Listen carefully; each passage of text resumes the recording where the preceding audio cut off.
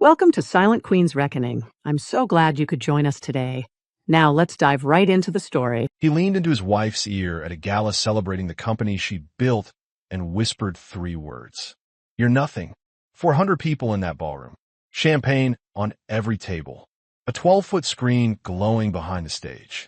And not one person in that room knew that the woman sitting alone by the kitchen doors owned everything. The building, the company, the champagne in their glasses, the suit on her husband's back, even a name on the banner above the stage. This is the story of what happened when she decided to stop being invisible. Chapter 1. The Whisper. The anniversary gala for Ashford Innovations was held at the Grand Palomar Hotel on a Saturday evening in late October. Every chandelier was lit. Every surface gleamed. The company was celebrating 12 years of dominance in predictive logistics and artificial intelligence, and the guest list read like a directory of the most powerful people in American technology. At a table near the kitchen entrance, positioned where the waitstaff passed with trays and no one important ever sat, a woman waited. Her name was Nadine Ashford. She wore a plain black dress, the kind you buy off a rack without trying on.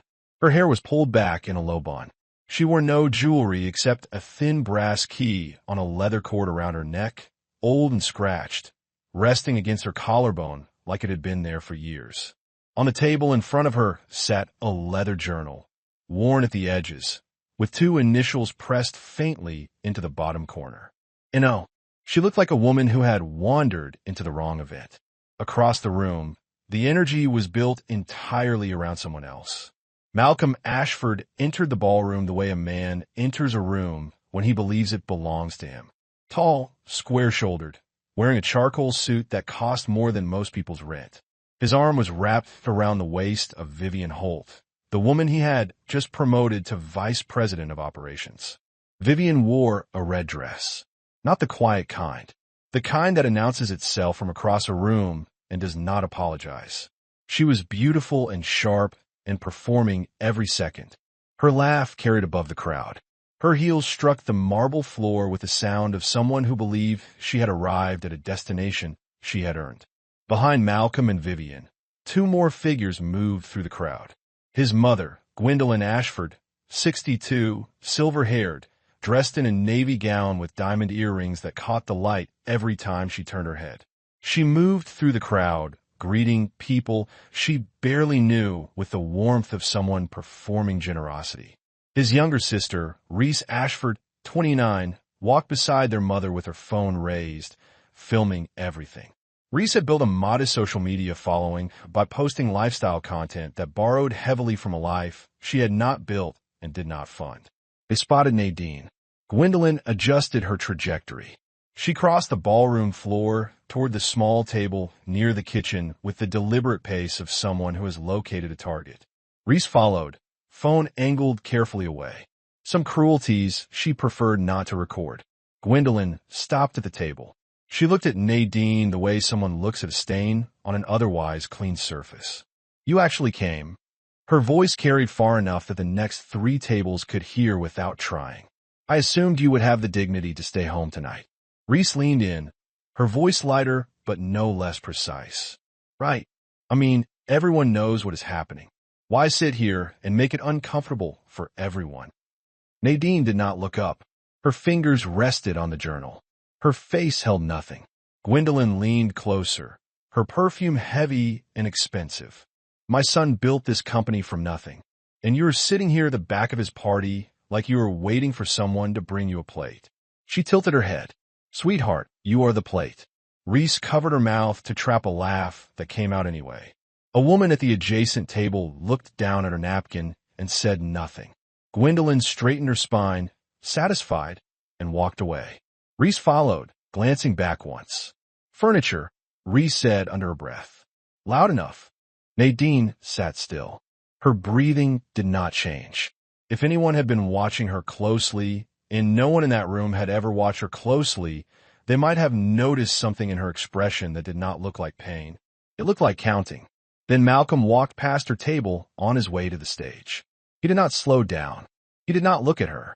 But as he passed, he leaned his head down, just slightly, his mouth close enough to her ear that no one else could hear, and he whispered 3 words with the casual precision of a man discarding something he no longer needed. "You're nothing." He kept walking. His stride did not break. He climbed the stage stairs, took the microphone, and became what he always became in rooms like this. The center, the story, the man who built Ashford Innovations. Good evening, everyone. Thank you for being here to celebrate 12 extraordinary years. The room applauded. 12 years ago, I had a vision. He paused for effect. A vision of what technology could become when paired with ambition and relentless execution. And tonight, standing in front of all of you, I can honestly say we did it. We built something that changed the industry. More applause. Vivian stood near the stage, chin lifted. Part of building something extraordinary is recognizing the people who share your drive. Tonight, I am proud to officially announce the promotion of Vivian Holt to Vice President of Operations. Vivian climbed the stairs. Malcolm handed her a champagne flute. Their glasses clinked. Vivian represents exactly what this company needs going forward. Brilliant, fearless, unafraid to go after what she wants. At the back of the room, Nadine watched. She did not clap. She did not move. She watched her husband toast his mistress on a stage inside a company that did not belong to him. An employee at a nearby table leaned toward his colleague. "That is cold. His wife is right there." The colleague shrugged. "I heard she does not do anything. He built all of this himself." Still cold. A man in a gray suit approached Nadine's table from the far side of the room. He was older, maybe 62, with silver hair combed back precisely, and the kind of face that had seen the inside of more courtrooms than most lawyers see in a career. He bent down and spoke in a voice so low it barely carried past the edge of the table. "Whenever you are ready, ma'am." Nadine nodded.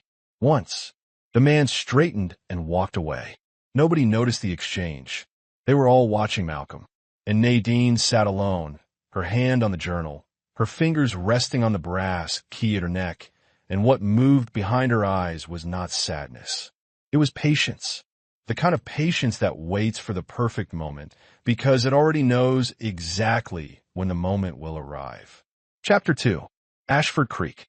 To understand what happened at that gala, you have to go back. Not to the marriage. Not to the company. Further, there is a stretch of road in rural North Carolina that runs past tobacco fields and pine forest until it ends at a property with a wooden porch, a garden out back, and a creek that runs along the edge of the land, so clear you can see stones on the bottom, even in summer. Locals called it Ashford Creek, named for a family that had farmed the surrounding land 200 years earlier and left behind nothing but the name and the water. On that porch, in a rocking chair that creaked with every motion, sat a woman named Opal Odom. Grandma Opal was 71 when her granddaughter Nadine came to live with her. Nadine was 12. Quiet in the way children become quiet when they learn early that the world does not always listen. She had lost her mother to cancer the previous spring, and the loss had rearranged something inside her so completely that the girl who arrived on that porch was not the same girl who had existed 6 months before. Opal did not try to fill the silence. She let Nadine be quiet, but she also taught. Opal had been a schoolteacher for 37 years and kept the financial ledgers for the church and the community center. She understood numbers the way musicians understand melody. She taught Nadine to keep records, to track money, to understand that wealth is not what you spend, but what you build when nobody is watching. She taught her that the world will always underestimate a woman who is quiet, and that this underestimation is not a disadvantage. It is a weapon. One evening, the summer Nadine turned 17, Opal gave her 2 things. The first was a leather journal. Simple, brown, handmade. On the bottom corner, 2 pressed initials. "N.O. Write your dreams in here," Opal said, holding Nadine's hands. "All of them. Every single one. And one day, baby, you're going to build them all." The second was a brass key. Small, tarnished, strung on a leather cord. "This key does not open anything yet," Opal said, "but one day it will. And until that day, you keep it close." She looked at Nadine with the kind of eyes that hold decades of experience and no interest in explaining all of it at once. "And baby, don't ever let them see it coming." MIT accepted Nadine at 18 on a full scholarship. By her second year, She had developed a predictive logistics algorithm so advanced that 3 separate professors told her independently that it would redefine the industry. By 22, she had filed the patents. Every foundational technology, the predictive engine, the supply chain optimization framework, the AI routing system. Her name is sole inventor on each one. By 23, she had incorporated a company. She named it Ashford Innovations. Not after a person, not after a family, after the creek, the narrow ribbon of water running through North Carolina clay, where she had sat as a girl and imagined building something that could not be taken away. The company grew the way things grow when the person building them is genuinely brilliant and does not waste energy performing brilliance for an audience. Quietly, steadily. By 25, for million. By 27, 40 million. By 30, crossing into the hundreds of millions. And from the very beginning, there was Edmund Price. Edmund was a corporate attorney 20 years her senior who had practiced law at the highest levels and who, within 6 months of working with Nadine, told his wife over dinner that she was the most strategically intelligent person he had ever represented. He became more than her lawyer. He became the architect of the invisible structure that held everything together. It was Edmund who designed the holding trust. Edmund who established the board chair position with permanent veto authority written into the corporate charter in language no court could untangle. Edmund who, for 12 years, served as Nadine's proxy at every shareholder vote, casting her ballots with quiet authority while Malcolm sat at the head of the table and believed the room was following his lead. And it was Edmund who briefed the independent board members. Not all of them, just the ones who mattered. Richard Kelsey, the board chairman, was the first to be told. Kelsey was 64 years old with silver hair and the kind of patience that comes from watching powerful men make fools of themselves for 4 decades. Edmund sat across from him in a private office 6 months after Malcolm was installed as CEO and explained the complete structure, the holding trust, the board chair position, the fact that every share of Ashford Innovations was held in a single name, and that name was not Malcolm Ashford. Kelsey listened. He asked 3 questions. Then he leaned back in his chair and looked at Edmund with an expression that contained something close to admiration. So we're watching a man run a company he does not own, Kelsey said. Yes, and she wants it this way. For now, Kelsey nodded slowly. I have seen this before. Not often, but I have seen it. And it always ends the same way. He folded his hands on the desk. I will wait. For 12 years, Kelsey sat in board meetings and watched Malcolm present strategies Nadine had designed, take credit for innovations Nadine had engineered, and accept praise from investors who did not know the name of the woman who signed the corporate charter. Kelsey never corrected anyone. He simply watched, the way a man watches a performance when he already knows how the final act will end. 2 other independent directors were informed over the following years. They understood. They waited. And in every shareholder meeting, Edmund's proxy vote sat quietly at the bottom of every resolution, carrying more weight than every other vote in the room combined. Then Nadine met Malcolm. It was at a networking event in Boston. Malcolm was working in middle management at a logistics firm, talking loud about his ambitions. He noticed Nadine near the back, listening more than speaking, and crossed the room with a smile that felt, in that moment, genuine. He was charming. He asked questions. He seemed to listen. For a woman who had spent most of her life being quiet and overlooked, his attention felt like sunlight. They dated for 3 months, moved in together at 6, married in 11. 2 months after the wedding, Nadine made Malcolm the CEO of Ashford Innovations. She told herself it was partnership. The truth was that Malcolm had started making comments, small ones, about feeling like an outsider, about how the company felt like hers and not theirs, about how a marriage is supposed to be equal. So she gave him a title, a salary that would have made his former colleagues weep, an office with a view. She gave him the stage, and she restructured the company so that none of it could ever actually leave her hands. One Tuesday evening, Nadine brought the restructuring documents home. Malcolm was on the couch watching a basketball game, feet on the table, beer in his hand. She stood beside him holding 36 pages of legal text that represented the complete architecture of who owned what. I need you to sign these, she said. It is the new trust structure for the company. He did not look away from the screen. A player drove to the basket and missed. Malcolm groaned and shook his head. Where do I sign? She showed him. He signed. 3 places. His initials twice. His full signature once. He never turned a single page. Never read a single line. Nadine stood there for a moment after he finished. He was already focused on the game again. He had just signed away any legal claim to everything he would spend the next decade believing was his, and he had not even looked at the pen when he set it down. She brought the documents to Edmund the next morning. He never asked what he was signing, Edmund said. No, Nadine said. He never does. Now, the name. When Nadine married Malcolm, she took his last name.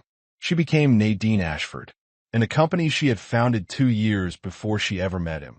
The company, named after a creek in North Carolina, suddenly appeared to bear her husband's family name. People assumed. Of course they assumed. Ashford Innovations. Malcolm Ashford, CEO. Nobody questioned it. Nobody asked when the company was founded or why she had chosen the name. And Malcolm never corrected anyone. Not once.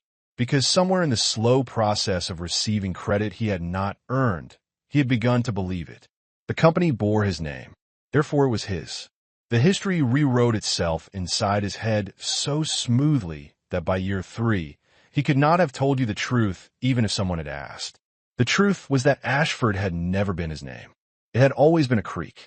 Chapter 3. The Slow Poison. Gwendolyn moved into their house the year after Malcolm's father passed.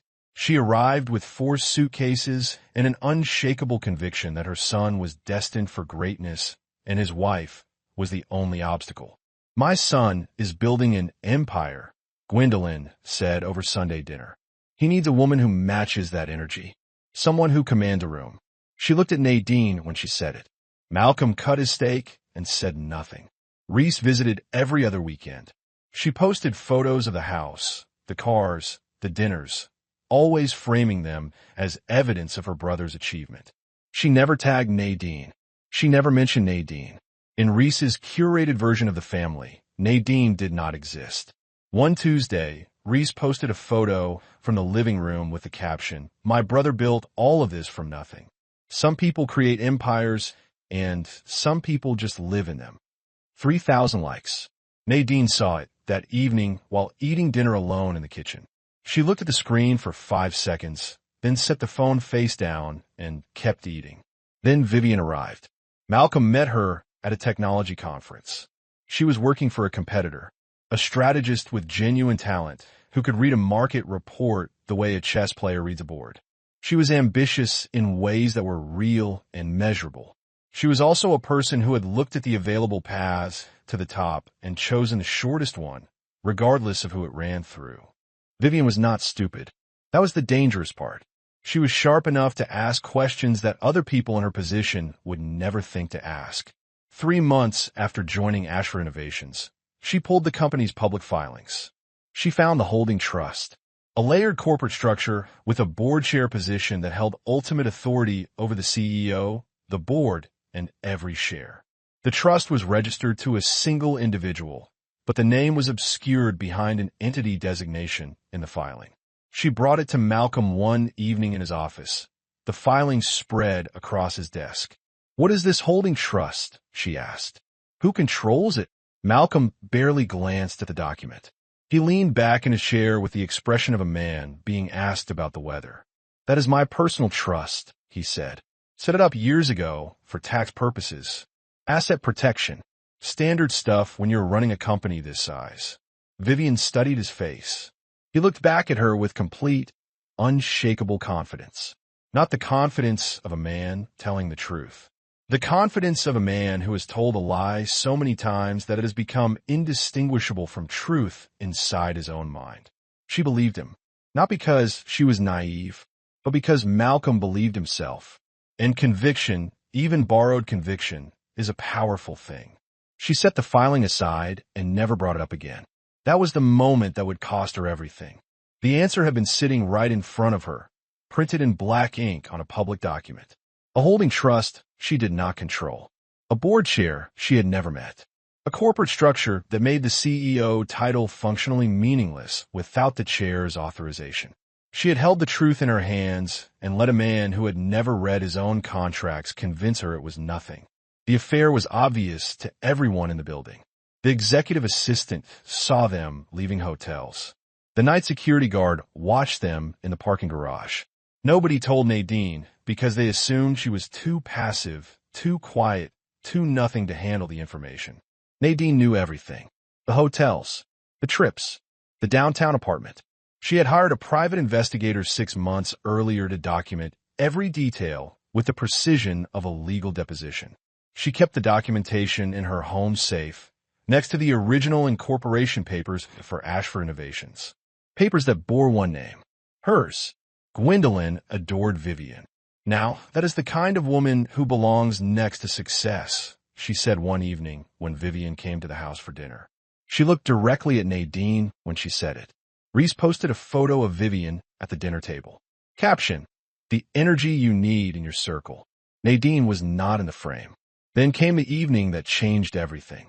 A Tuesday, 3 weeks before the gala. Nadine had stayed late at the office in a small room on the 4th floor that most employees did not know existed. She heard voices from down the hall. His office. His laugh. Then Vivian's voice. Nadine walked to his door. She stood in the darkened hallway where she could hear every word. "When are you going to leave her?" Vivian said. Silence. Then Malcolm, relaxed, the tone of a man who believes he has the entire world figured out. "Soon, once I make sure everything is locked down. The board trusts me. The investors trust me. This company is my legacy. I just need to time it right." "And her? What about her?" Malcolm laughed. An actual laugh. "She is dead weight. Has been for years. I do not even know what she does all day. Shows up to events looking sad and invisible. It is embarrassing." Vivian made a sound of agreement. "I built this company, Viv. Everything you see, the platform, the partnerships, the reputation. That is me.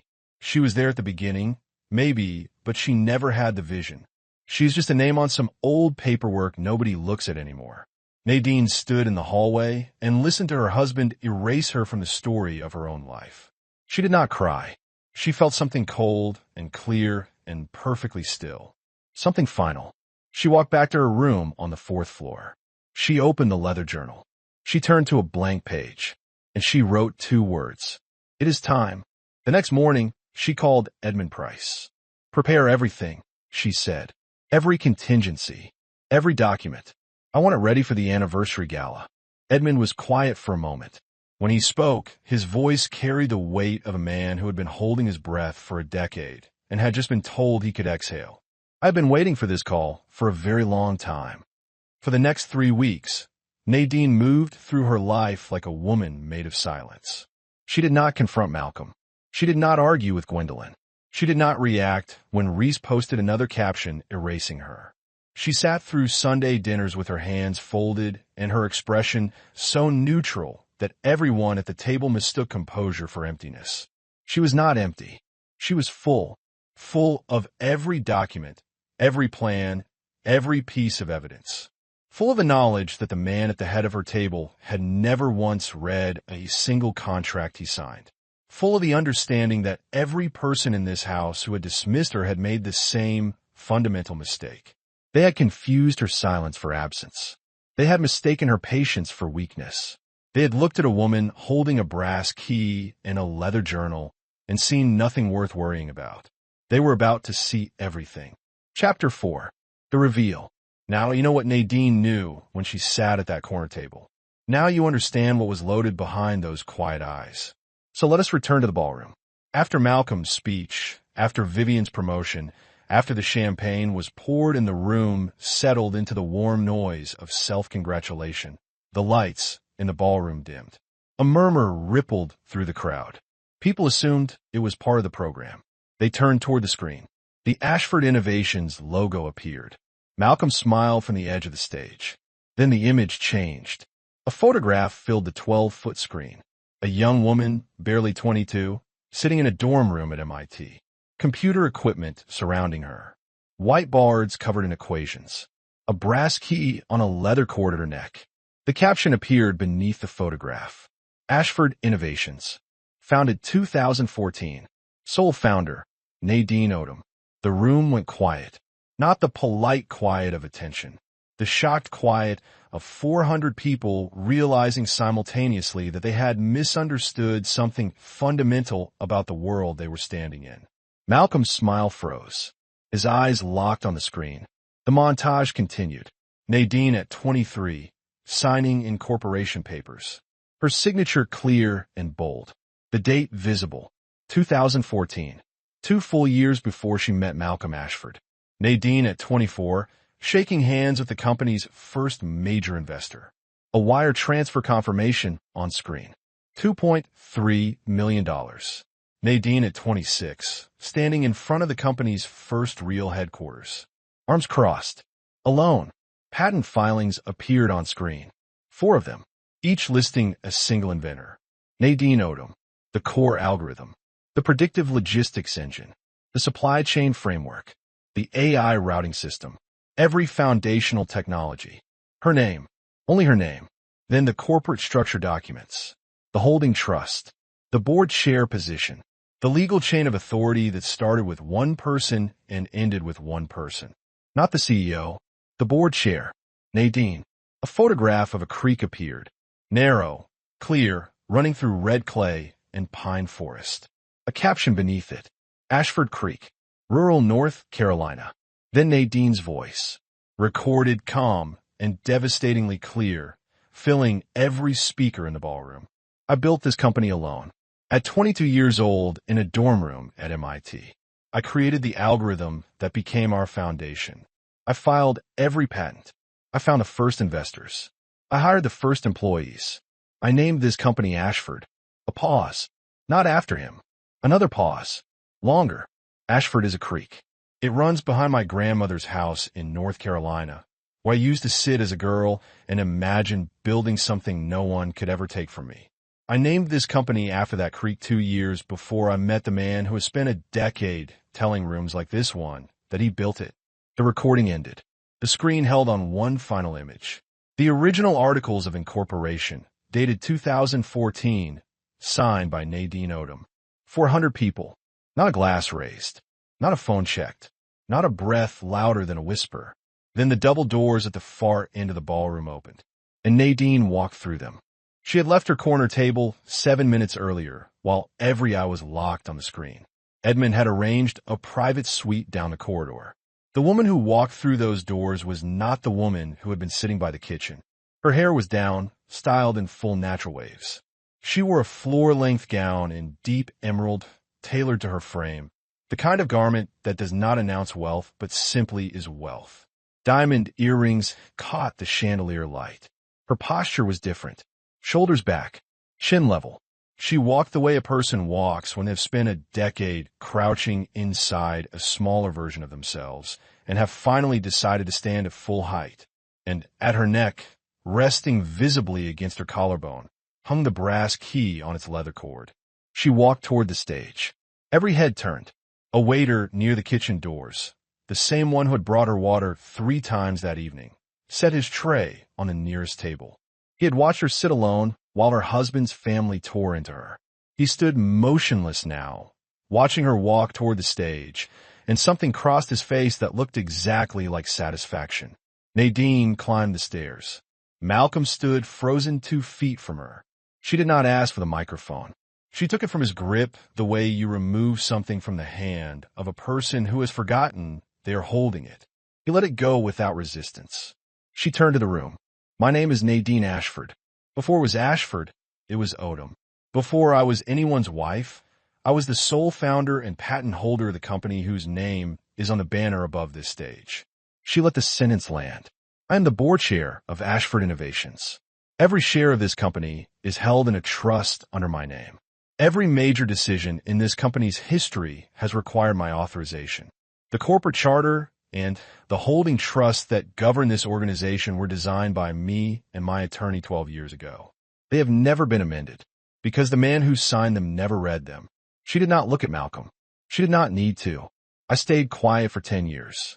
I let him stand on stages like this one and tell rooms like this one that he built what I built. I let his mother move into my house and tell me I did not belong in my own life. I watched him fall in love with another woman and promote her in my boardroom. And tonight, I sat at the back of this room and let him lean into my ear and tell me I was nothing. She paused. Her voice did not waver. I was never nothing. I was the foundation under every floor he has ever stood on. Now she turned. She turned her body to face Vivian, who was standing at the edge of the stage in her red dress. Every trace of confidence drained from her face. The promotion you accepted tonight requires board approval. Pause. I am aboard. Your appointment is rescinded and your employment is terminated. Effective immediately. Vivian's mouth opened. 3 seconds passed before sound came out. You cannot do this. I already have. Nadine turned next. She turned to Malcolm. 2 feet of stage between them. His face was the color of copy paper. Your position as CEO is revoked. Your corporate credit cards have been canceled. Your access to all company accounts, facilities, and systems is suspended as of this evening. Security will escort you from this building tonight. You have until Monday to collect your personal belongings. Malcolm tried to speak. His mouth formed her name. Nadine, listen, He reached for her arm. She stepped back. 1 step. Just 1. Do not touch me. Then her eyes moved across the room. Slowly, deliberately. They traveled past tables of investors and executives until they found Gwendolyn Ashford, seated in the second row, diamond earrings still catching the light. The house you have been living in for 6 years. The house where you hosted dinners and told your friend your son had built an empire. That house is mine. I purchased it before I married your son. My name is the only one on the deed. You have 30 days to find somewhere else to live. Gwendolyn's champagne glass slipped from her fingers. It hit the marble floor and shattered. Nadine's eyes found Reese, standing near the back wall, phone in her hand, but the camera was dark. The woman you called furniture tonight built the foundation under every piece of furniture in your life. You might want to update your followers. Silence. Total and absolute. Then from a table near the middle of the room, someone clapped. 1 person, slowly, then 2, then a cluster at a far table, then a wave. Within seconds, half the room was on its feet. Richard Kelsey, the board chairman, stood near the front. He had watched this performance unfold with the expression of a man seeing the final act of a play he had been attending for 12 years. He turned toward Malcolm and spoke with the dry precision of someone who has held a secret long enough to enjoy releasing it. Should have read the paperwork, son. I did. Years ago. The sentence landed across Malcolm's face like a physical blow. The room understood what Kelsey meant, even if Malcolm did not. The board chairman had known. The independent directors had known. Edmund had briefed them. They had sat through 12 years of Malcolm's presentations and speeches and self-congratulation, watching a man run a company he did not own, and they had waited, because the woman who actually owned it had asked them to wait. Malcolm looked at Kelsey, then at Edmund, who stood near the side wall with his hands folded, his face betraying nothing except the very faintest trace of something that, in a less controlled man, might have been a smile. Then Malcolm looked back at Nadine, and for the first time in their marriage, he understood the full scope of what had been operating beneath his awareness. Not just the trust, not just the patents. The entire architecture of his professional existence had been maintained by a woman he had called nothing, supervised by a board that had been watching him the way zookeepers watch an animal that believes the enclosure is the entire world. 2 security guards appeared at the edge of the stage. Nadine nodded. Vivian did not wait. She turned on her heel and walked toward the exit. Halfway across the floor, she stopped. She turned back toward Malcolm. The filing she had found 3 years ago, the holding trust she had asked about, the answer he had given her with such conviction, it all collapsed inside her mind at once. She had held the truth in her hands. She had let a man who never read his own contracts tell her it was nothing. You told me she was nothing, Vivian said. Her voice carried across the room. You told me you built all of this. You told me that trust was yours. I left a position at a company that respected me to follow you. Her voice cracked. And you do not even own the stage you're standing on. She turned and walked through the double doors. The red dress disappeared through the frame like a flame being extinguished. She did not appear in this story again. Malcolm was escorted from the stage by 2 guards who held his arms with professional neutrality. He walked like a man whose legs were functioning independently of his mind. His eyes searched the room for a single allied face. He found none. Nadine placed the microphone on the podium. She did not bow. She did not thank the audience. She turned and walked off the stage with the same measured steps she had used to climb it. The applause followed her all the way to the exit.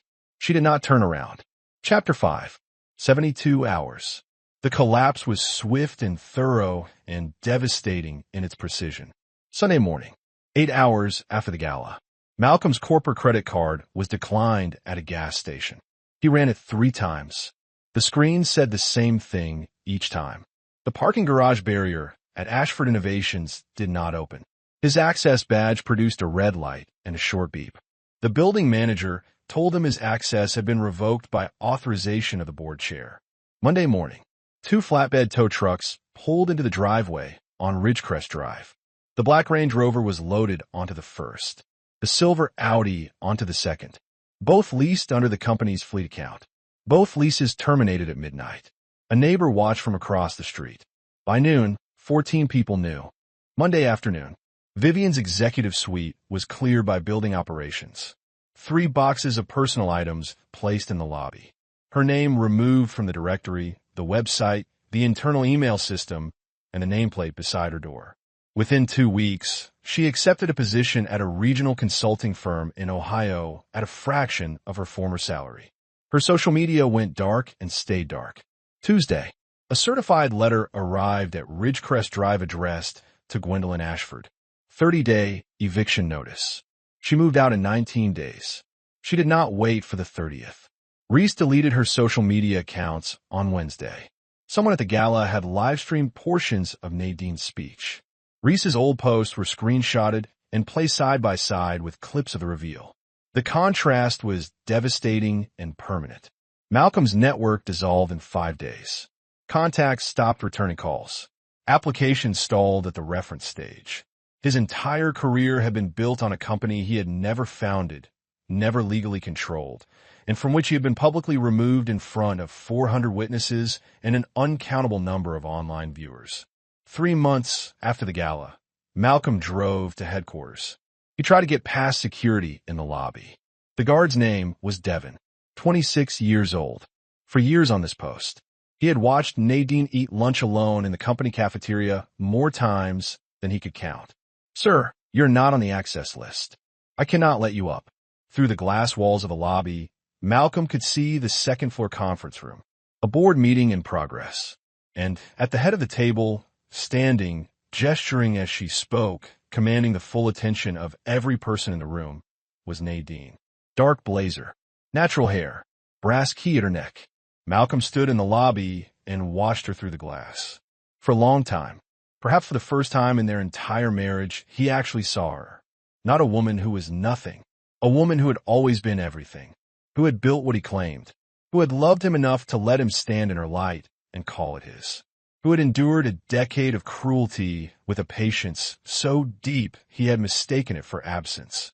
Something fractured inside him, not one clean break.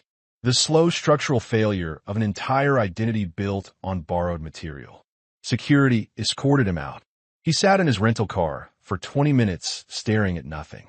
Then he drove to his apartment in a part of town he used to drive through with his windows up. The divorce was finalized 5 months after the gala. Malcolm received nothing, not because Nadine was cruel, but because there was nothing to distribute. He had never owned anything. Every material object he had pointed to as evidence of what he had built had always, from the first signature to the last balance sheet, belonged to her. Chapter 6. The Creek. 7 months after the gala, Nadine drove south. 5 hours. No phone calls. No music. Just a road narrowing from highway to 2-lane to gravel. She pulled up at the property and turned off the engine. The house looked the same. The porch had been repainted the same pale gray. And beyond the garden, past the low fence and the row of pines, the creek ran. Ashford Creek, clear enough to see the bottom. She sat in the rocking chair. She placed the leather journal on her lap and rested her hand on the brass key at her neck. The evening came in from the east, amber and unhurried, the way it arrives in places where the land has more memory than the people on it. Somewhere in a city, A man was sitting in a rented apartment learning what it cost to stand on ground you never built. Somewhere else, a woman who once wore a red dress was answering phones at a firm where nobody knew her name. Somewhere else, a mother was learning to carry her own groceries up 3 flights of stairs. And here, on a porch above a creek that gave its name to a $58 billion company, a woman sat in a rocking chair she had chosen herself, listening to the water move through the pines.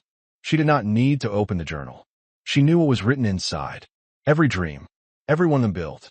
She touched the brass key at her neck. Scratched, tarnished, warm from 20 years against her skin. They never saw it coming, Grandma, she said quietly. To the porch, to the creek, to the evening air that smelled like pine and clay, and the particular silence of a debt fully paid. She did not say anything else. She did not need to. The creek ran. The chair creaked. The light faded slow and gold across the water. And that was enough. If this story satisfied with you, if something about that brass key, or that journal, or that quiet walk to the stage made you feel something you did not expect, there is more coming. We tell stories here about the people who were overlooked, the ones who were underestimated, the ones who built in silence while the world looked the other way. In a moment, the world finally learned their name. Hit subscribe. Turn on notifications. The next story is already waiting for you.